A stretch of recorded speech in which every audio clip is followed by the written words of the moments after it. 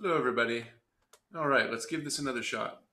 So I made this video about 3 or 4 times now, and every time I made the video, the audio records, but the video doesn't. So if I sound like I've done this a bunch and I'm tired of it, it's probably because I am. So here we go. Let's go ahead and run through this. This is a video for 1.3 greatest common factor. In this section, we're going to be using the prime factorization of numbers to find the greatest common factor, which is the biggest number you can divide into 2 or more numbers. We'll talk about that in a minute.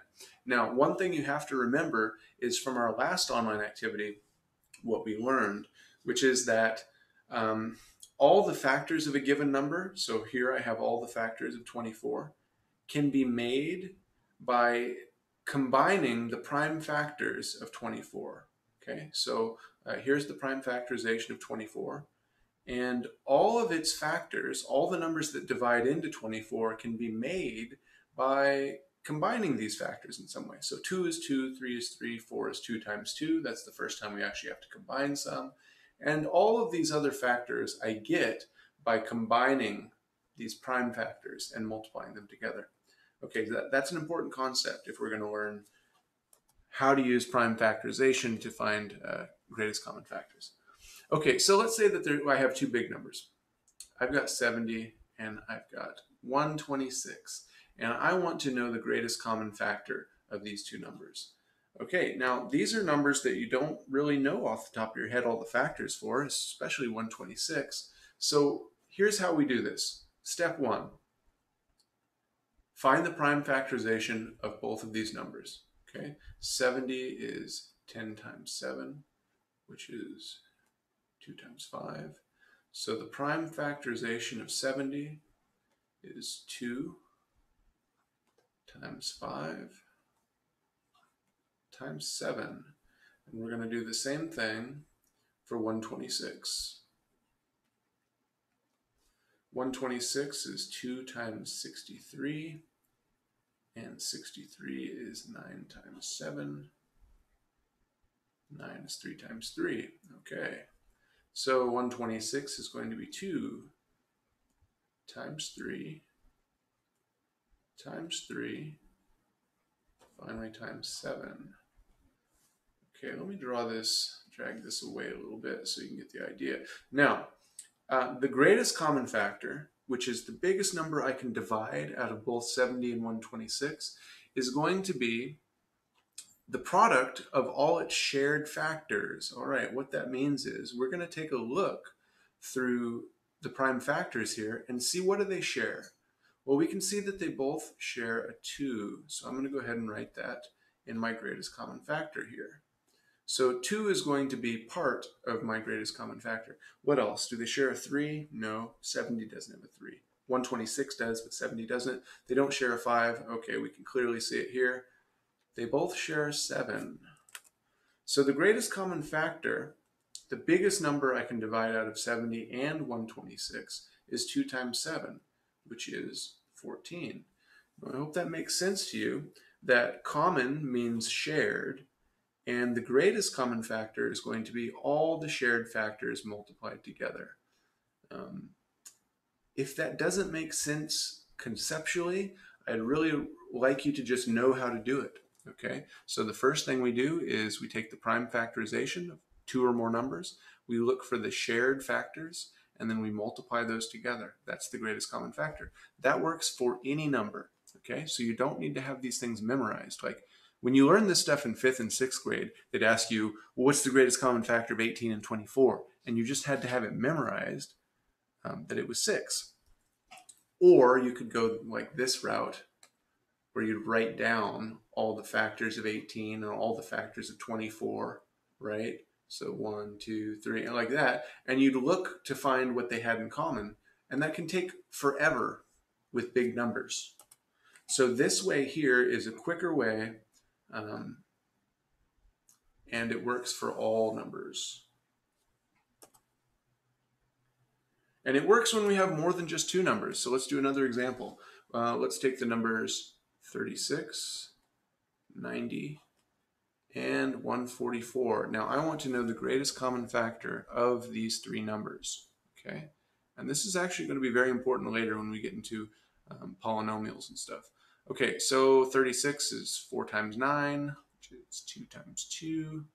9 is 3 times 3. So 36 is equal to 2 times 2 times 3 times 3. I'm not going to go super slow on these. 2 times 2 times 3 times 3. Let's see. 90 is going to be 18 times 5, which is 2 times 9 over here, 3 times 3. Let me move this out of the way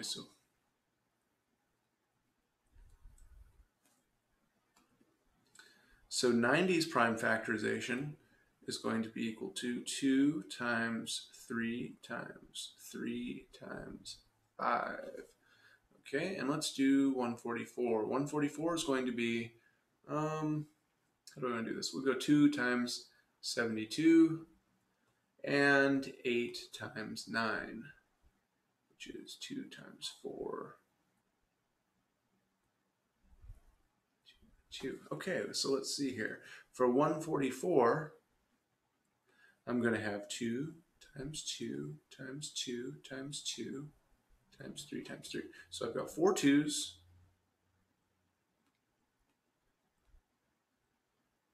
and 2 3's. Okay, so we're going to do the same thing we did last time, but now we have 3 numbers. So all we're going to do is we're going to look for shared factors between all 3. They have to be shared by all 3 numbers. So let's see here. I got a 2. I can pull out a 2. So my greatest common factor of these 3 numbers has a 2 in it. Let's see. Can I get another 2? Nope. 90 only has 1 2 to give, and we're done with that 2. Once you consider this a shared factor, you're done with it. You can't use it again. Looks like I've got a 3, a 3, and a 3 here. Okay. Cross those out. They can't be used again. Anything else? Looks like a 3, and another 3. There we go. Anything else? 90's got a 5, but nothing else has a 5. That's it. This is our greatest common factor right here. So we're going to multiply these together to find out what that number is. And where do I want to put this? 2 times 3 times 3 is going to be 2 times 9, or 18. And that's our greatest common factor of these 3 numbers. Now, before you knew how to do this, answering that question was incredibly difficult. Okay, I would not expect you to know that. It would be a lot of work to write down all the factors of 36, all the factors of 90, all the factors of 144, and then try and find what they have in common. This is a much simpler, much faster way of doing it. And after a while, you really get, you can do this pretty quickly. I'm kind of slowing this down because I want to show you how to do it, but once you've had some practice, this is incredibly fast. So again, the steps are prime factorization of each number, find the common factors that are shared, and then multiply them together. And that's your greatest common factor. Okay, so in your book, there is a question that's an application problem. Okay, and I'm not going to do the actual problem, but I'll do a very similar problem right here. Now, let's say that I have a field, okay, and my field is going to be 20 kilometers wide. Well, this says 20 centimeters, but that's a pretty small field, right? I mean, that's like a plot of dirt. You couldn't even put, you couldn't even have a dog on that. This was a really small dog, and they would just be in like a cage, right? So this is kilometers. We're going to say kilometers, even though this says centimeters. So let's go ahead and say 20 kilometers wide by 12 kilometers tall, or I guess length and width. Okay, so 20 kilometers long, 12 kilometers wide. Now, what I want to do with this field is I want to divide it up into square plots of land, okay? And I want these square plots of land to all be the same size, and I don't want any pieces left over on the outside that aren't squares, okay? So let me give you an example. Now, what I'm thinking here is I'm going to make some vertical cuts, right? I'm going to make some cuts like this, and then I'm going to make some cuts across. But look what happens here. Look what happened. I made this cut 2 kilometers wide, and I made this cut, 2 kilometers long, and I made this cut here 3 kilometers long, and I didn't get a square. Okay, so you can see that the width of my cuts are going to be the width of the squares. And if that's true, if I want these things to be squares, then what I have to do is I actually have to make these cuts. Can I drag this down? I can. I need to make these cuts this length here from here to here, and this length here to be the same. Okay, that's the first step if we want squares.